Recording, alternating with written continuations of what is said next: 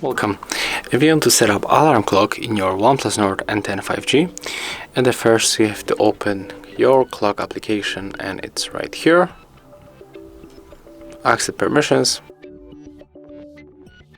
and right now click on the switcher and tap right here to customize them. At first you can set the hour of our record, of our alarm. We can also change the minutes, and we can set the repeat for Friday, for example. So it's Saturday.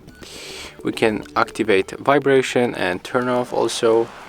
Go for the ringtone right here. You can change it.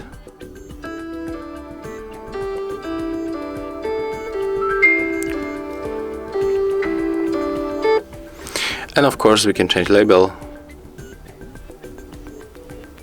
Click OK, then tap on the right upper corner to confirm the changes, and then you can simply go back. And that's how it looks. Thank you guys for watching. Leave thumbs ups, comments and subscribe to our channel.